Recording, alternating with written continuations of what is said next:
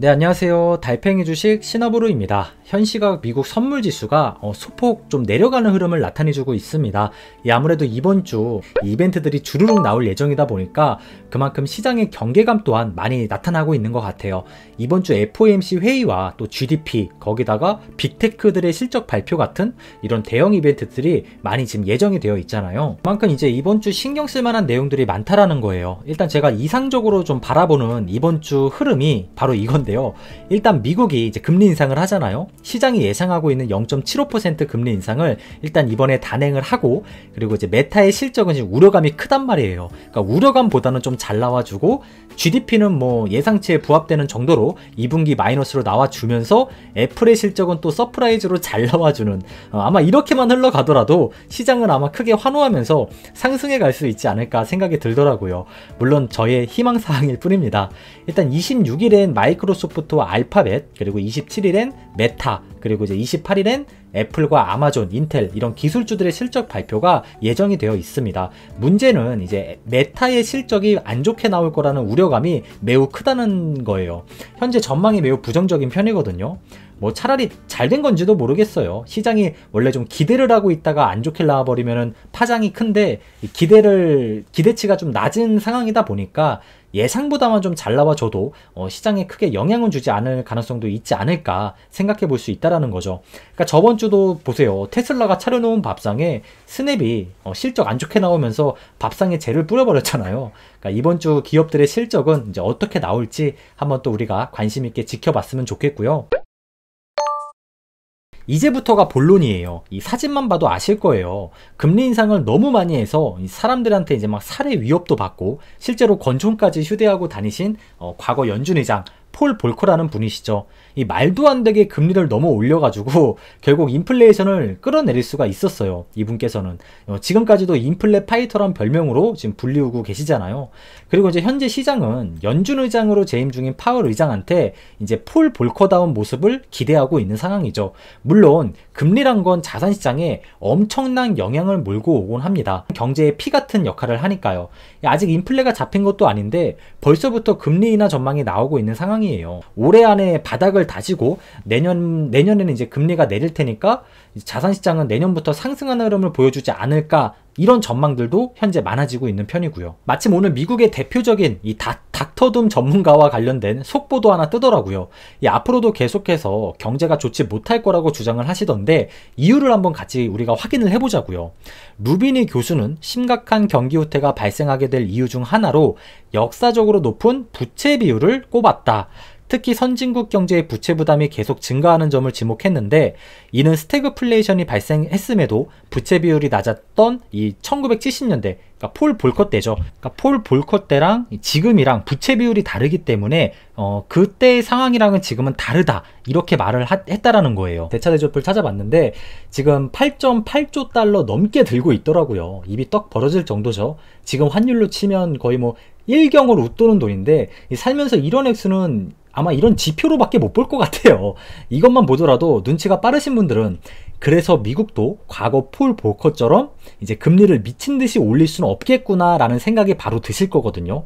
이 8천조 원을 기준으로 1%의 금리가 오르게 되면은 거의 막 80조씩 증가를 한다고 보시면 되세요. 그래서 이제 미국도 금리를 올리는 데는 분명히 한계가 있을 겁니다. 과거 폴 볼커 연준 의장이 미친 듯이 금리를 올릴 수 있었던 이유도 바로 여기에 있는 거고요. 부채 비율이 지금이랑은 다른 거예요. 그러니까 지금처럼 국가 부채 비율이 높지가 않았어요. 그래서 이제 가능했던 시나리오였는데, 그래서 이제 방금 소개해드린 이 닥터둠 전문가도 마찬가지로 미국의 부채를 이유로 경제 둔화가 쉽사리 끝나지는 않을 것이다, 앞으로 조금 더 하락할 것이다, 이렇게 주장하고 있던 것 같기도 해요. 일단 여기까지만 영상을 보시면 분명 우리 달팽이 친구분들이 저에게 이런 질문도 해주실 것 같아요.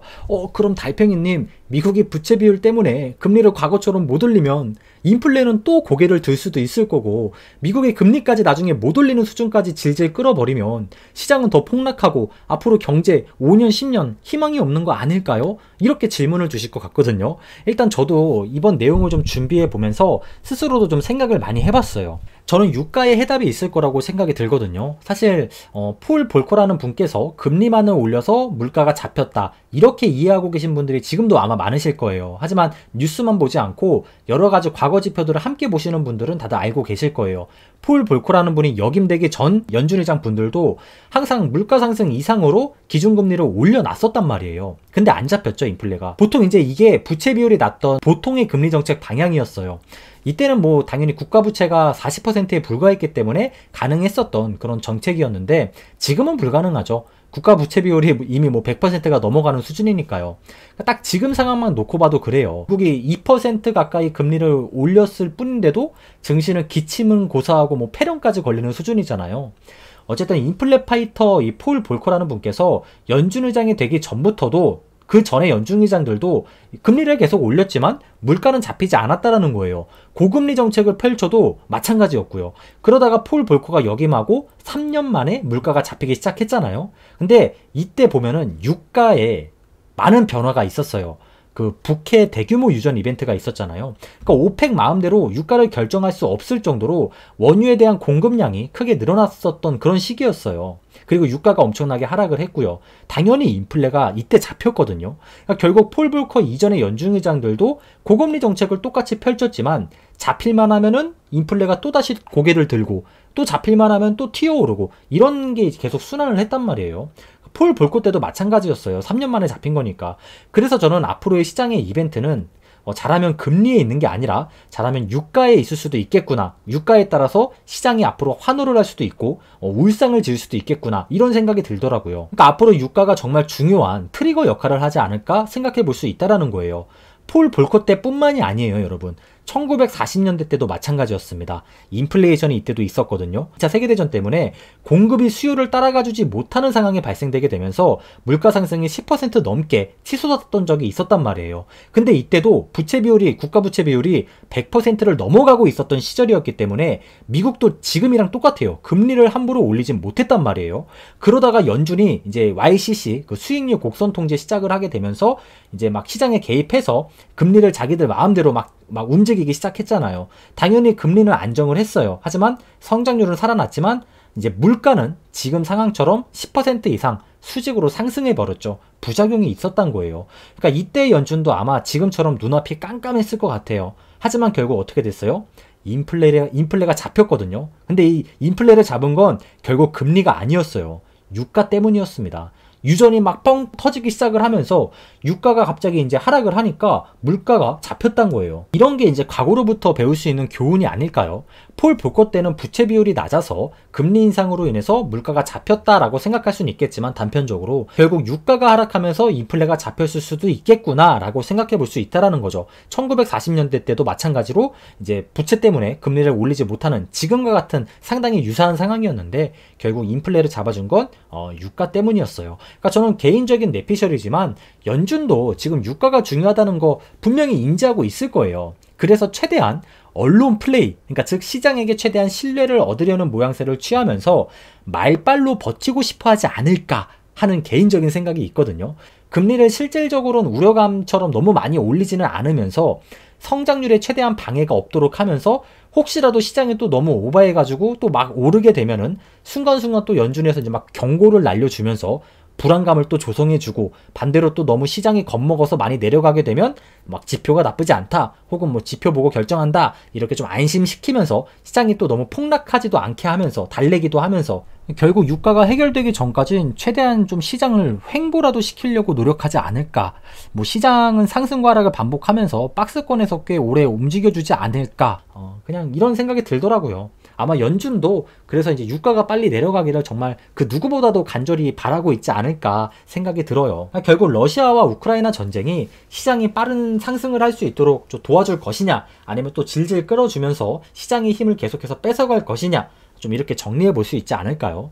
유가는 정말 중요해요, 여러분. 우리의 의식주 속에 포함되지 않는 항목이 하나도 없습니다. 입는 거, 먹는 거, 주거하는 거 모두 다 석유라는 것에서 자유로울 수가 없죠. 워렌 버핏이 계속해서 요즘 에너지 주식을 매수하던데 과연 워렌 버핏이 어떤 생각으로 매수하는지는 모르겠지만 어쨌든 정말 에너지 정말 중요한 것 같아요.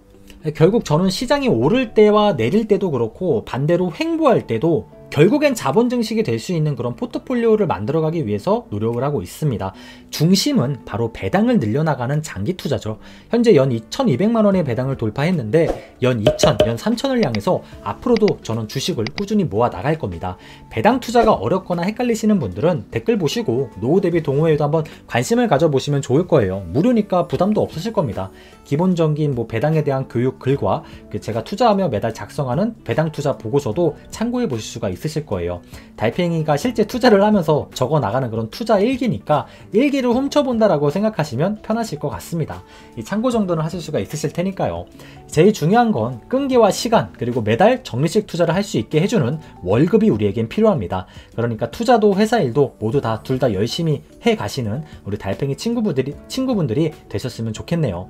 오늘 영상도 시청해 주셔서 감사드리고요. 구독과 좋아요, 알람 설정은 달팽이에게 항상 큰 용기와 힘이 됩니다. 다들 내일 또 건강한 모습으로 다시 만나자고요. 오늘 다들 고생 많으셨습니다. 감사합니다.